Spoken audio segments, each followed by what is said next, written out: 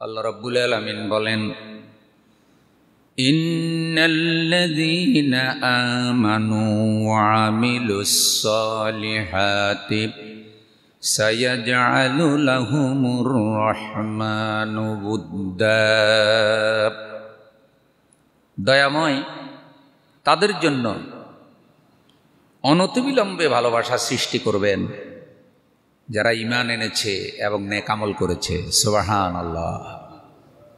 ঈমান এনেছে এবং ভালো কাজ করেছে, তাদের জন্য অনতিবিলম্বে আল্লাহ তাআলা ভালোবাসা সৃষ্টি করবেন। মুমিনের অন্তরে ভালোবাসা, এটা আল্লাহ তাআলার দান, আল্লাহর দয়া।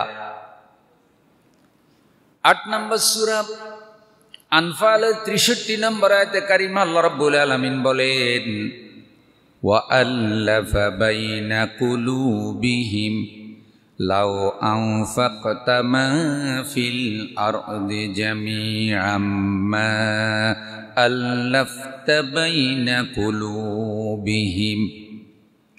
হে প্রিয় রাসূল, আর তিনি তাদের অন্তরে ভালোবাসা সৃষ্টি করেছেন। তাদের অন্তরে তুমি যদি জগতের সমস্ত সম্পদ ব্যয় করতে, তারপরও তুমি তাদের অন্তরে ভালোবাসা সৃষ্টি করতে পারতে না। রাসূলকে বলছেন, লাউ আনফাকতা মা ফিল আরদি জামিআম মা আল্লাফতা বাইনা কুলুবিহিম। কারো অন্তরে ভালোবাসা সৃষ্টির জন্য তুমি যদি জগতের সমস্ত সম্পদ ব্যয় করতে, তারপরেও তুমি ভালোবাসা সৃষ্টি করতে পারতে না। আচ্ছা, আপনারা ঘুষখোরে যারা ঘুষ খায়, যারা তারা আসলে কি কাউরে ভালোবাসে? না। যতক্ষণ আপনার থেকে টাকা নিছে, দেখবেন যে ততক্ষণ তার কিছু ভালোবাসা আছে আপনার প্রতি, সেটা আল্লাহর জন্য না, ঘুষের জন্য। যখন ঘুষের টাকা নেওয়া হয়ে যায়, তখন দেখবেন যে আপনারে আর সে কি চিনে না, আপনাকে চিনে না। যাররা পরিমাণ ভালোবাসা তার অন্তরে আপনার জন্য নাই, আবার নতুন ফাইলের খোঁজে আছে।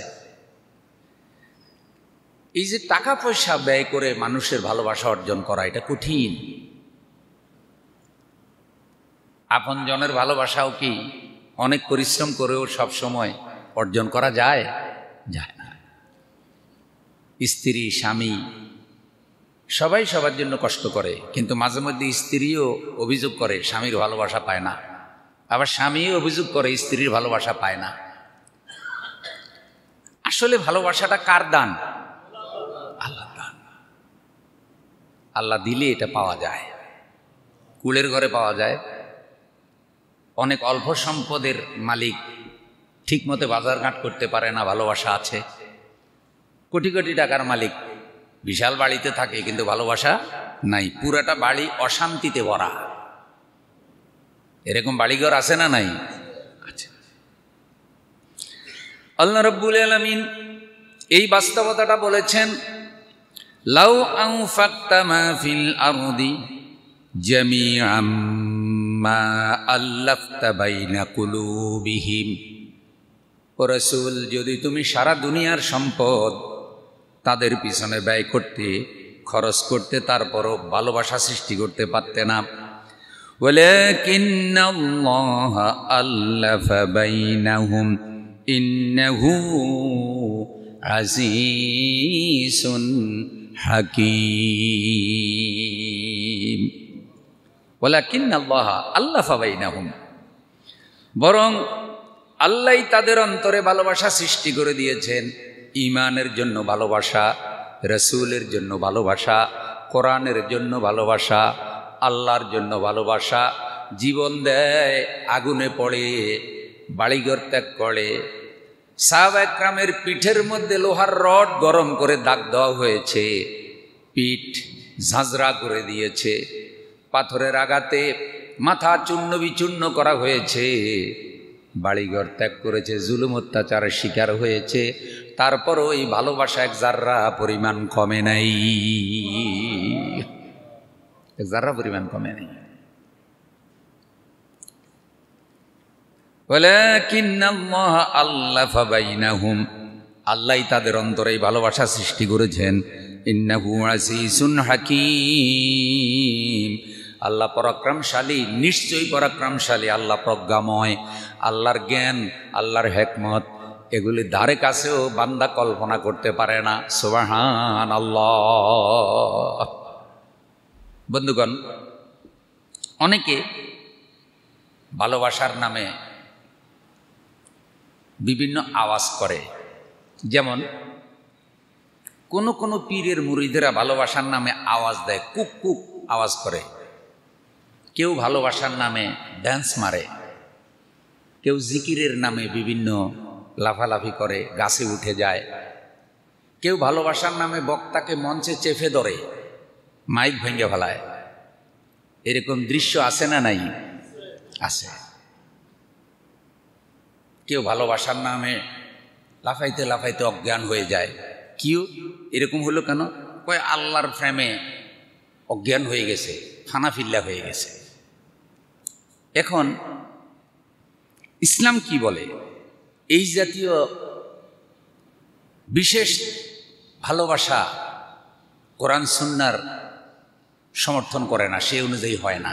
ভালোবাসার নামে আওয়াজ করা, লাফালাফি করা, অজ্ঞান হয়ে যাওয়া, ভালোবাসার নামে আত্মহত্যা করা, ভালোবাসার নামে শোঁ করা, ড্যান্স মারা, মঞ্চ ভেঙে ফেলা, বক্তাকে চেপে ধরা, মাইক ভেঙে ফেলা, এইসব ভালোবাসার নিদর্শন সাহাবা একরাম, সালফে সালেহিন কারো থেকে প্রমাণিত নয়। আচ্ছা, রসুল সাল্লাল্লাহু আলাইহি সাল্লামকে সাহাবা একরাম যেরকম ভালোবেসেছে, আমরা কি তার থেকে বেশি ভালোবাসতে পারবো? পারবো না। তাইলে সাহাবা একরাম রসুল সাল্লাল্লাহু আলাইহি সাল্লাম বয়ান করতেছে, আর সাহাবা একরাম ড্যান্স মারছে লাফাইতে লাফাইতে, ভালোবাসার কারণে অজ্ঞান হয়ে গেছে। অথবা রসুল সাল্লাল্লাহু আলাইহি সাল্লামকে সাহাবা একরাম মঞ্চে গিয়ে সাইবা ধরছে, ঝড়াইয়া ধরছে, একেবারেই মানে একটা বিশ্রী অবস্থা হয়ে গেছে বয়ানের সময়। এ ধরনের কোনো দৃশ্য কেউ দেখাতে পারবে? খারাপ দৃষ্টিতে আমার এই কথাগুলি নিবেন না। আমার কথা হলো, ভালোবাসার প্রকাশ হতে হবে কোরআন সুন্নাহর আলোকে, তাহলে সেটা সত্যিকারে ভালোবাসা। তিন ধরনের ভালোবাসা। একটা হলো সৃষ্টিগত, পিতা তার সন্তানকে ভালোবাসে, সৃষ্টিগত ভালোবাসা সকল প্রাণীর মধ্যে আছে। এই ভালোবাসাটা মুসলিম অমুসলিম সকলের মধ্যে আছে, সৃষ্টিগত, যেটাকে বলে মহব্বতে তাবেঈ। আরেক প্রকার ভালোবাসা মহব্বতে আকলি, জ্ঞানের কারণে ভালোবাসা। ডাক্তার বলেছে তিতা ঔষধ খাইতে মনে চায় না, কিন্তু ডাক্তার বলেছে খেতে হবে। মানুষ খায় কি খায় না? টাইম রক্ষা করে খায়, হিসাব করে খায়, যেন একবারও বাদ না যায়। টাকা দিয়ে কিনে খায় তিতা ঔষধ। এই যে ঔষধের সাথে রোগীর ভালোবাসা। অপারেশন করতে বলেছে ডাক্তার, অপারেশন করে,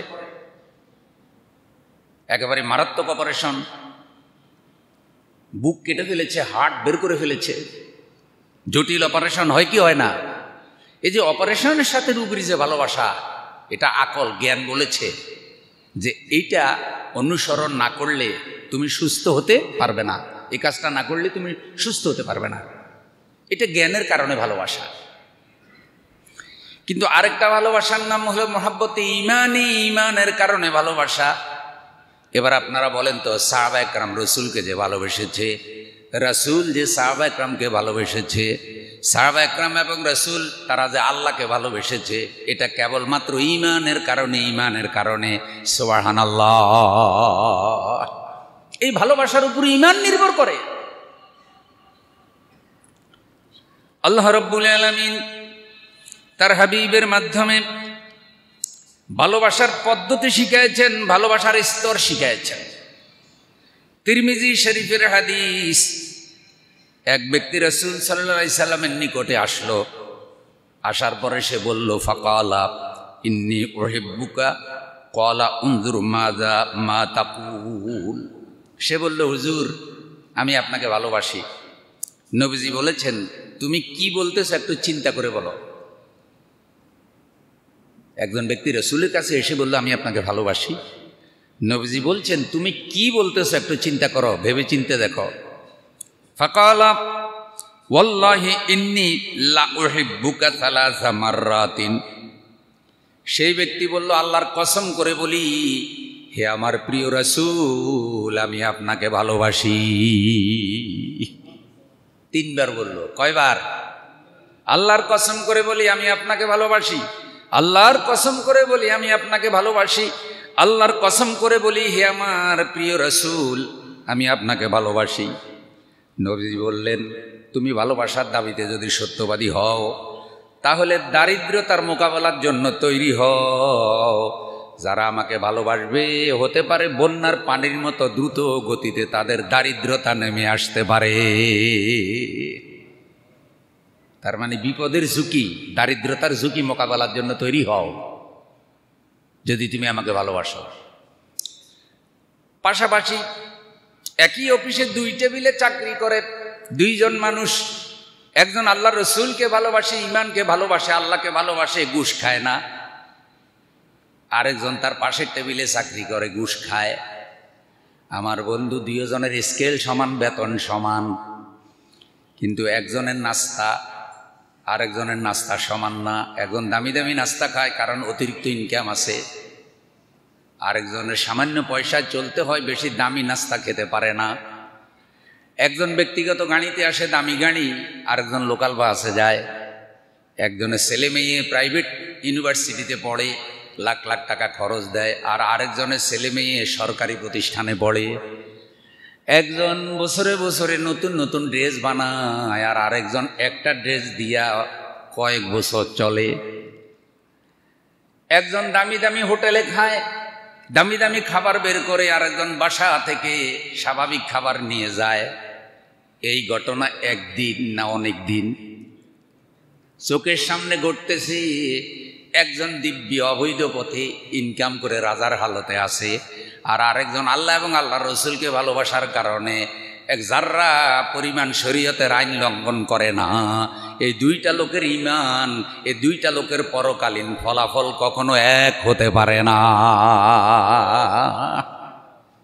এই 2টা লোকের ফলাফল কখনো এক হতে পারে না।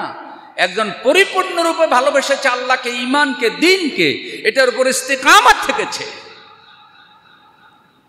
হালাল তরিকায় বড় লোক হলে ক্ষতি নেই, হযরত ওসমানের মতো বড় লোক হলে ক্ষতি নেই, কিন্তু সৎ পথে চললে কিছু বিপদ মুসিবত হতেও পারে। সেই কথাটাই বলছে যে তুমি এটার মোকাবেলা করার জন্য তৈরি হও। এবার দেখেন ভালোবাসার স্তর, যে ভালোবাসতে হবে কিভাবে। অনেকে তো ভালোবাসার পদ্ধতি বুঝে না। রাসূল সাল্লাল্লাহু আলাইহি সাল্লামকে, সাহাবায়ে কেরামকে কিভাবে ভালোবাসতে হবে। একটা হাদিস থেকে আমরা তার বর্ণনা এভাবে পাই। রাসূল সাল্লাল্লাহু আলাইহি সাল্লাম কোনো একদিন ওযু করছিলেন, ওযু,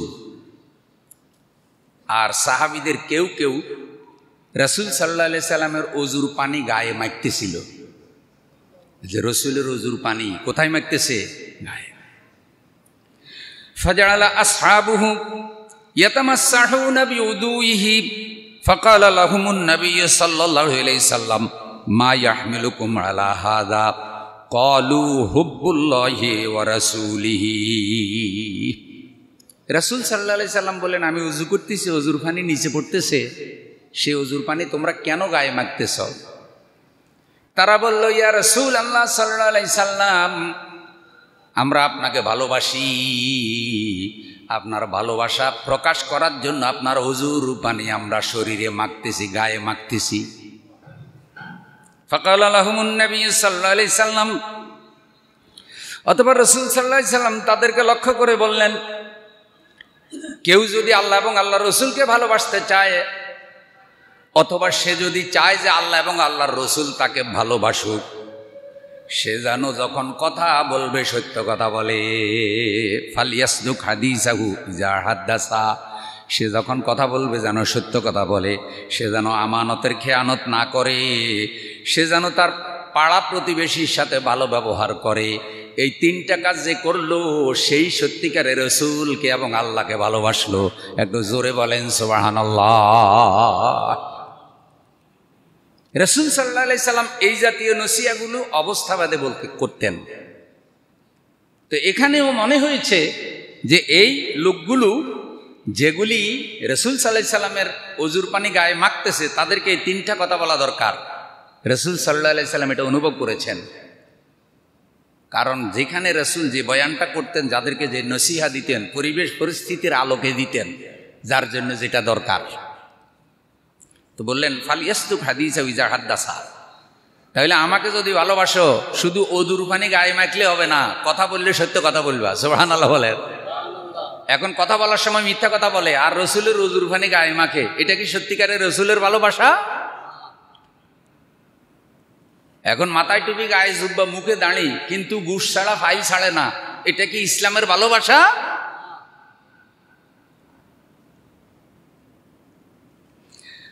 কত বাস্তব কথা আমাদের প্রিয় নবী বলেছেন। যদি রাসূল সাল্লাল্লাহু আলাইহি সাল্লামকে ভালোবাসো, আল্লাহকে ভালোবাসো, এটা যদি তোমার মনের কথা হয়, অথবা তুমি যদি চাও যে আল্লাহ এবং আল্লাহর রসুল তোমাকে ভালোবাসুক, শুধু ওজুর পানি গায়ে মাখলে হবে না, কথা বললে সত্য কথা বলবে, আর আমানতের খেয়ানত করবে না, আমানত আদায় করবে।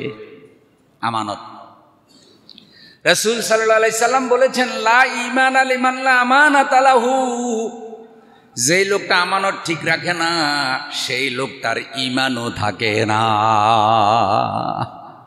আমানতের ব্যাপারটা খুব সাংঘাতিক। আমানত, ধরেন মসজিদের টাকা পয়সা মসজিদের ক্যাশিয়ারের কাছে আমানত, এটা কার আমানত? আল্লাহর ঘরের আমানত। এখন এই টাকাটা সঠিক ব্যবহার করা, এটা ঈমানের দাবি। যদি এটার সত্যিকারে ব্যবহার না হয়, এটা যদি আত্মসাৎ করা হয়, তাহলে ঈমান থাকবে? ঈমান থাকবে না। তাহলে আল্লাহর ঘরের দায়িত্ব নিয়েও সে ঈমান নষ্ট করলো, কারণ সে আমানতের হেফাজত করে নাই।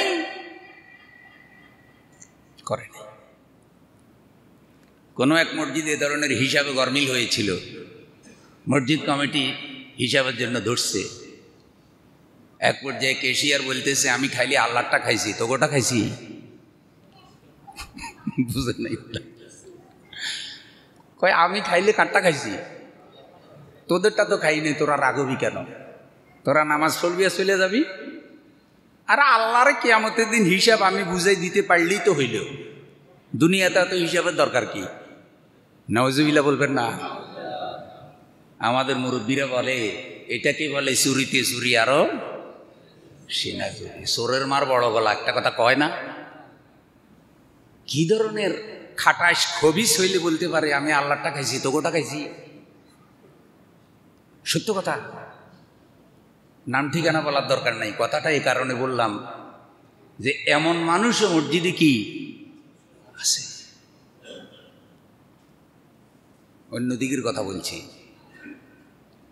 আর আমি এই কথাটার অবতারণ এই কারণে করলাম, আল্লাহ রসুল সাল্লাল্লাহু আলাইহি সাল্লাম বলছেন আলা কুল্লুকুম রাইন ওয়া কুল্লুকুম মাসউলুন আন রাইয়াতিহি, সাবধান সাবধান আমার উম্মতেরা, তোমরা সবাই দায়িত্বশীল, তোমাদের যার যার দায়িত্ব সম্পর্কে আল্লাহর কাছে জবাব দেওয়া লাগবে। তো একজন মসজিদের কেসের দায়িত্বশীল, আরেকজন পরিবারের দায়িত্বশীল, আরেকজন বাজারের দায়িত্বশীল, আরেকজন সমাজের দায়িত্বশীল, আরেকজন ইউনিয়নের দায়িত্বশীল, আরেকজন ওয়ার্ডের দায়িত্বশীল। প্রত্যেকের অধীনে কিছু কিছু বান্দার হক আছে না নাই? যারা বান্দার হক নষ্ট করে তারা আমানতের খেয়ানতকারী। রাসূল সাল্লাল্লাহু আলাইহি সাল্লামের নসিহা দেখছেন যে আমার ওজুর পানি গায়ে মাখতেছ, এটা হইলেই হবে না, আমানতের খেয়ানত করবে না, খবরদার। আমাদের রসুলকে কি বলা হতো? আলামিন। সুবহানাল্লাহ। কি বলা হতো? আলামিন শব্দের অর্থ কি? বিশ্বাসী। বিশ্বাসী, বিশ্বাসী। আমাদের দেশে যারা জমিন মাপে তাদেরকে কি কয়? বুঝে ফেলছেন? আমিন। আমিন মানে বিশ্বাসী। মানে আমরা দুই পক্ষ এই জায়গাটার সীমানা ঠিক করতে পারতেছি না, তুমি হইলে দুই পক্ষের মধ্যে আমিন। কি সুন্দর নাম, ইসলামের নাম আমিন। কিন্তু আমিন আছে, খুঁড়া ঠিক নাই। যতবার মাপবেন অতবার খুঁড়া লড়সড় হয়, এরকম আছে না নাই? নামে হইল আমিন, কামে হইল বেআমিন। দোষটা কি খুঁটার? দোষটা কি জমিনের? দোষটা কি সিটের? খুঁটাও ঠিক আছে, সিট ঠিক আছে, ট্যাপ ঠিক আছে, চেইন ঠিক আছে, সমস্যা হইল কলবে অন্তরে। খুঁটার দোষ না। খুঁটা লড়ে কি কারণে? খুঁটা তো আর নিজে লড়ে না, বান্দা কি করে? লড়ায়।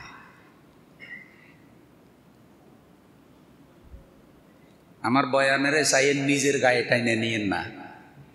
আল্লাহর ওয়াস্তে আমি যখন মসজিদে বয়ান করি, আম বয়ান করি, একেবারে আম। আমার এলেম অনুযায়ী মুসল্লি ভাইদের সাথে আমার যে রিলেশন, এটা ভালোবাসার সম্পর্ক কার জন্য? সম্পূর্ণ আল্লাহর জন্য। আমার নিজের জায়গা মাসছে, খুঁটা লড়ে গেছে। কিও ভাই, আমি যে আপনার আইনা মাফাইলাম, খুঁটা যেখানে ছিল, আমি ঢাকা যাওয়ার পরে খুঁটা লড়ে গেল কেন? কয় হুজুর, এক মাফে তো আর খুঁটা ঠিক হয় না, বারবার মারতে হয়। উনি আমার একটা ইশারা করলো যে এক মাফে খুঁটা কি হয় না, ঠিক হয় না, বারবার মারতে হয়। যতবার মাফে অতবার কি।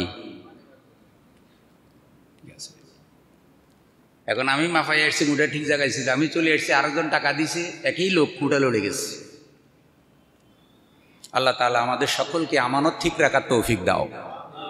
এটা জমিনের আমানত না, জমিনের আমানত। সাহাবীদের জীবনের দিকে তাকান, কেউ কারো 1 ইঞ্চি জায়গা আত্মসাৎ করে নাই। আল্লাহ আমাদেরকে বুঝার তৌফিক দাও, বলেন আমিন। তো বলছে আমানত ঠিক রাখবা, আমানত আমানত, আল্লাহ কবুল করো। এই জন্য বাড়ি গিয়ে যখন উঠাবেন, বাইয়ের দিকে চাইপে উঠাইয়েন না, পারলে বাইয়ের জন্য 2 ফুট ছেড়ে দিয়েন। রসুল বলছে তুমি তোমার ভাইয়ের জন্য জায়গা ছেড়ে দাও, আল্লাহ তোমার জন্য জান্নাতে জায়গা ছেড়ে দেবে। আর আমরা আমাদের ভাই বেরাদর আপনজনের হক মাইরে খাই। আপন ভাই তার বোনকে বঞ্চিত করে, আপন বোন তার ভাইকে বঞ্চিত করে, এমনও আছে।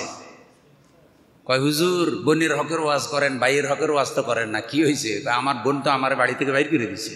কেমনে? কয় আমি বোনকে বারবার বুঝাইলাম যে তোর হকটা, তোর পাওনাটা আমি বাড়ির বাহিরে দিয়ে দিব, কারণ আমি বাড়িতে থাকতে হয়, অল্প একটু জায়গা। কিন্তু আমার গর্বিটার অর্ধেকটা আমার বোনে আমার শত্রুর কাছে বেঁচে ফেলাইছে। বেঁচে বলছি কি যে বাড়ি থেকে বাইর করে দিবি, কারণ আমার ওয়াইফের সাথে বোনের ঝগড়া। এখন যেহেতু ভাইয়ের স্ত্রীর সাথে বোনের ঝগড়া, বোনের অংশ ভাইয়ে বেঁচে ফেলছে আরেকজনের কাছে, যাতে ভাইকে বাড়ি থেকে বের করে দেয়। আল্লাহ না করুক এরকম নিষ্ঠুর বোন, আল্লাহ যেন কোনো ভাইকে দান না করে, বলেন না আমিন। ভাই বোনে হবে পৃথিবীর সবচাইতে মজবুত ভালোবাসা। ভাই এবং বোনের ভালোবাসা হবে শ্রেষ্ঠ ভালোবাসা, যে ভালোবাসা কখনো যেন কর্তন হয়ে না যায়। মৃত্যুর পরে আখিরাতেও যেন আল্লাহ এই ভাই বোনের ভালোবাসাকে কবুল করে।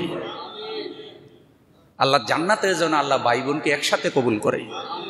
কিন্তু দুনিয়ার এই সম্পদের কারণে আমরা ভাই বোনের শত্রু হয়ে যাই। ভাই ভাইয়ের দুশ্মন হয়, বোন ভাইয়ের দুশ্মন হয়, ভাই বোনের দুশ্মন হয়, ঈমান নষ্ট করে ফেলে। প্রিয় বন্ধুরা আমার, তাই আসুন আল্লাহর জন্য ভালোবাসি, আল্লাহর জন্য ভালোবাসি, যেই ভালোবাসার মধ্যে জাগতিক কোনো লোভ লালসা থাকবে না, যে ভালোবাসার মধ্যে কোনো উদ্দেশ্য, কোনো ছলচাতুরি, কোনো ধরনের ভেজাল, এইসব তন্ত্রমন্ত্র থাকবে না। যে ভালোবাসা হবে ঈমানের ভিত্তিতে, যেই ভালোবাসা কিয়ামতের দিন রসুলের সাথে আমাদেরকে আল্লাহর জান্নাতে নিয়ে যাবে। আল্লাহ আমাদের রসুল, দিন ইসলাম, কোরআনকে আল্লাহ এরকম ভালোবাসার তৌফিক দাও। আমাদের জীবনের চাইতেও বেশি যেন আমরা ঈমানকে, রসুলকে, কোরআনকে ভালোবাসতে পারি।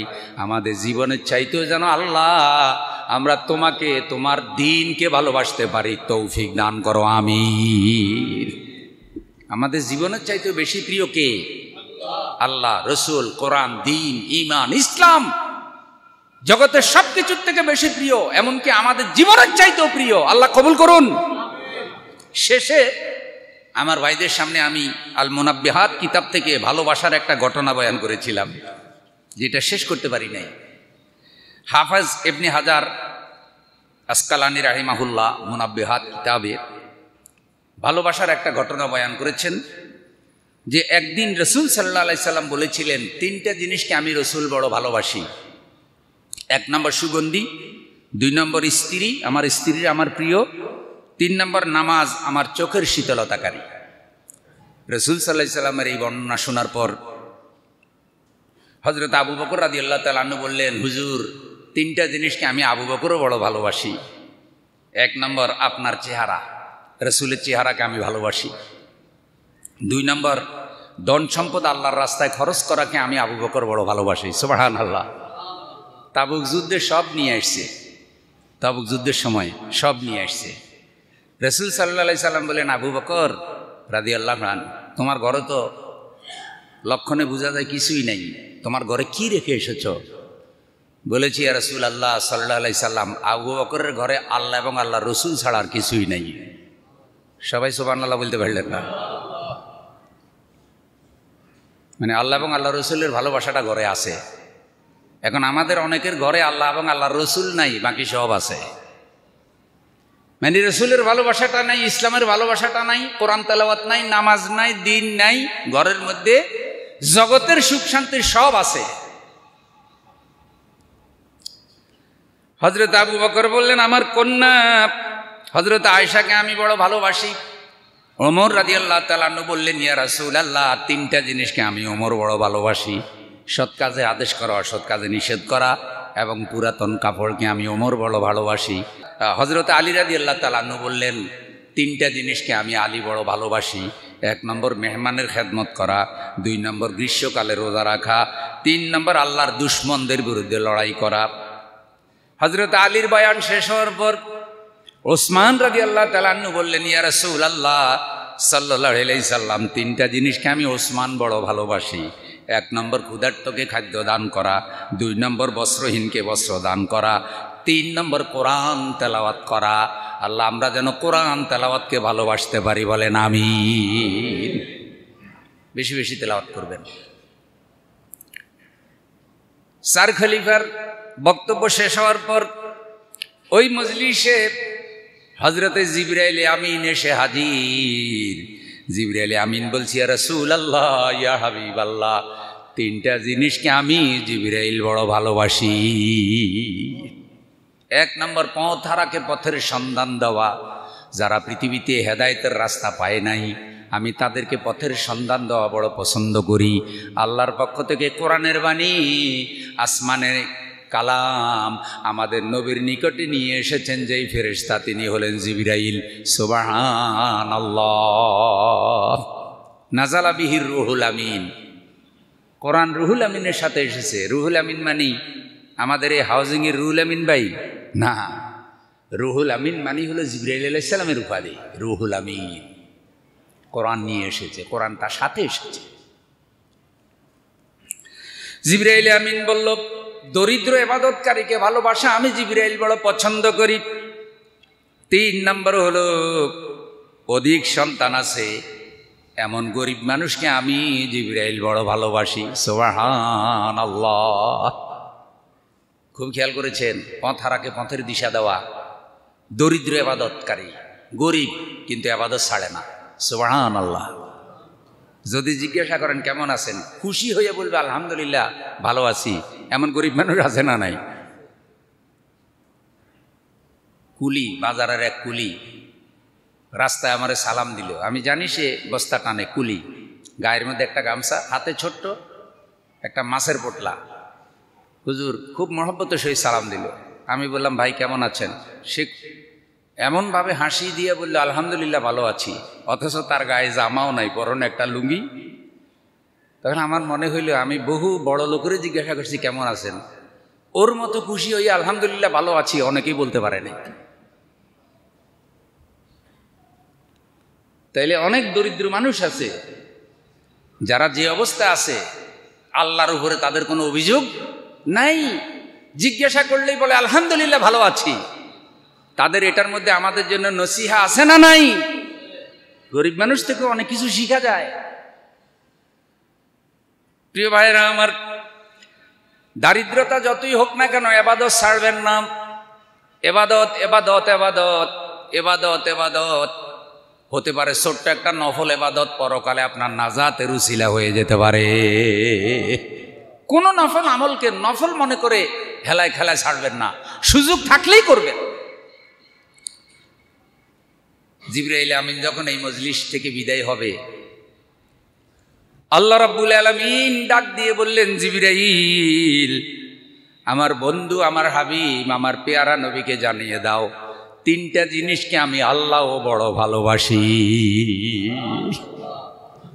এক নম্বর, আমার সেই বান্দাকে আমি বড় ভালোবাসি যেই বান্দা তার জানমাল আমি আল্লাহর পথে খরচ করে। সুবহানাল্লাহ। ইন্না সালাতি ওয়া নুসুকি ওয়া মাহইয়ায়া ওয়া মামাতি লিল্লাহি রাব্বিল আলামিন। নিঃসন্দেহে আমার নামাজ, আমার কোরবানি, আমার জীবন, আমার মরণ সব কিছু আমার আল্লাহর জন্য। নামাজ, কোরবানি, জীবন, মরণ সব কার জন্য? আমার এই বান্দাকে আমি আল্লাহ বড় ভালোবাসি, সে তার জানমাল আমি আল্লাহর রাস্তায় খরচ করে। দুই নাম্বার, আমার সেই বান্দাকে আমি আল্লাহ বড় ভালোবাসি যেই বান্দা পাপের কারণে আমি আল্লাহর কাছে কান্নাকাটি করে। ফালিয়াদহাকু কালিলাম ওয়ালিয়াবকু কাসীরা। অল্প হাসো, বেশি করে কান্নাকাটি করো, অল্প হাসাহাসি করো, বেশি করে কান্নাকাটি করো। রাসূল সাল্লাল্লাহু আলাইহি সাল্লাম জীবনে কখনো অট্টহাসি হাসেন নাই। রাসূল সাল্লাল্লাহু আলাইহি সাল্লাম এত বেশি পরিমাণে হেসেছেন, হা করে হেসেছেন, রসুলের মুখের ভিতরের অংশ দেখা গিয়েছে, এমন ঘটনা ঘটে নাই। আর এখন রসুলের উম্মতেরা এমন হাসাহাসি করে, হাসতে হাসতে তাদের রুহ মরে যায়, আত্মা মরে যায়। এমনকি অনেক বক্তাও বের হয়েছে যারা ওয়াজের নামে শুধু মানুষকে হাসায় আর কমেডি করে। নওজুবিল্লাহ। কমেডি কখনো কোনো আলেমের বৈশিষ্ট্য হতে পারে না। কমেডি কখনো কোনো মুফাসসিরের বৈশিষ্ট্য হওয়া উচিত না। কমেডি কখনো কোনো দাঁড়িয়ে আল্লাহর বৈশিষ্ট্য হওয়া উচিত না। যারা কমেডি করে, কৌতুক করে, হাসাহাসি করায়, তারা ভিন্ন শ্রেণীর মানুষ। তারা কখনো আলেম ছিল না। অতীতে যারা কমেডি করত, অতীতে যারা কৌতুক করত, নাচ গান করত, মিরাক্কেল এগুলি যারা করত, তারা কখনো দাঁড়িয়ে আল্লাহ ছিল না। কিন্তু ইদানিংকালে এ সব কিছুই কিছু কিছু আলেমের মধ্যে প্রবেশ করে ফেলেছে। তাইলে বেশি কান্নাকাটি করব, কম হাসব, যতটুকু সম্ভব হাসি কন্ট্রোল করা। আর হাসি যখন আসে, সবচাইতে সুন্নত হাসি হলো মুস্কি হাসা। সুবহানাল্লাহ বলবেন না? মুস্কি হাসা বুঝেন তো? হাসি প্রকাশ পাবে, দাঁত দেখা যাবে। এবার ভালোবাসার উপরে শেখ সাদী রাহিমাহুল্লাহর একটা ঘটনা, ছোট্ট। ভালোবাসার দ্বারাই মানুষ প্রভাবিত হয়। দেখেন, শেখ সাদী রাহিমাহুল্লাহ একটা জায়গা দিয়ে যাচ্ছিলেন, পাশে ছিল ড্রেন, ড্রেনের মধ্যে ময়লা, ময়লার থেকে গোলাপ ফুলের গন্ধ বাইরে। তো তিনি কি, ময়লার থেকে গোলাপ ফুলের গন্ধ আসে কেন? ময়লা থেকে তো ময়লার গন্ধ আসে। আপনি ঢাকা শহরে যাওয়ার সময় যদি ময়লার গাড়ি পাশে দিয়ে যায়, তাহলে অবস্থা কি হয়? নিঃশ্বাস ধরে রাখা যায় না। অথচ আমরা মুসলমানের দেশ, অথচ ইউরোপ আমেরিকায় গিয়ে দেখেন এভাবে ময়লার গাড়ি খোলামেলা নেওয়ার কোনো সিস্টেমে নাই, শাস্তি হয়ে যাবে। তারা, আমরা দৈনিক 5 বার ওযু করে পরিষ্কার পরিচ্ছন্নতা শিখি, অথচ ওরা কাফের। ওরা ওদের নিজের দেশকে যেভাবে গোলাপ ফুলের মতো সাজাই রাখছে, আমরা 90 জন মুসলমানের দেশের পরিষ্কার পরিচ্ছন্নতা সেভাবে সাজাইতে পারি না। রাস্তাঘাট তো ময়লা আছে, স্বয়ং মসজিদের অজুখানায় পর্যন্ত পেশাব করতে গিয়ে পায়খানা করে দেয়। আছে না নাই? মসজিদের অজুখানায় গিয়ে পেশাবের জায়গায় পায়খানা করে দেয়। তো ময়লার থেকে গোলাপ ফুলের গন্ধ আসে। তিনি তাকাইয়া দেখলেন যে ময়লার ড্রেনের উপরে একটা গোলাপ ফুল গাছ, ওইখান থেকে একটা ফুল ঝরে পড়ছে ময়লার উপরে। তখন তিনি একটা কবিতা রচনা করছেন। সেই কবিতার বাংলা অর্থ যে, দেখো সঙ্গীর গুণ পুষিয়াছ মম মাঝে গো, নইলে কাদায় সুবাস কি এত পেতে। হে ড্রেনের ময়লা, তোমার সাথে ভালোবাসা হয়েছে একটা গোলাপ ফুলের। এখন গোলাপ ফুলের ভালোবাসা তোমার সাথে হওয়ার কারণে সঙ্গীর গুণ পুষিয়াছ। মম মাঝে গো, তোমার সঙ্গী গোলাপ ফুল হয়েছে, তার বৈশিষ্ট্য তোমার মধ্যে ঢুকছে, এখন আর ময়লার গন্ধ নাই, এখন কিসের গন্ধ? গোলাপ ফুলের গন্ধ। সুবহানাল্লাহ। আশ্চর্যবাদ মুতাআসসিরা, ভালোবাসা প্রভাব বিস্তার করে। এই জন্য ভালো মানুষের সাথে ভালোবাসা, যার সাথে যার ভালোবাসা তার সাথে তার হাসর। ঠিক না? ঠিক। ভালোবাসবো আল্লাহকে, ভালোবাসবো নবীকে, ভালোবাসবো কোরআনকে, ভালোবাসবো ইসলামকে। ইসলামের সাথে, নবীর সাথে, কোরআনের সাথে হাসর হোক, এটা কি আমরা চাই? কারা কারা চাই? লিল্লাহে তাকবীর। দুনিয়া খুব মজাদার, দুনিয়া খুব মজাদার। এই ভালোবাসা শব্দটাকে অপবিত্র করে ফেলেছে এক শ্রেণীর লোকেরা। পিতামাতার ভালোবাসা আর সেক্স মিশ্রিত ভালোবাসা দুইটা এক না। আজকে ভালোবাসা দিবসের নামে, বিভিন্ন নাটক সিনেমার নামে ভালোবাসাকে ভিন্ন খাতে প্রবাহিত করা হচ্ছে, আর সেই ভালোবাসা হয়ে যাচ্ছে তরুণ তরুণীর চরিত্র নষ্ট করার হাতিয়ার। প্রচারিত হচ্ছে ওইসব ভালোবাসা।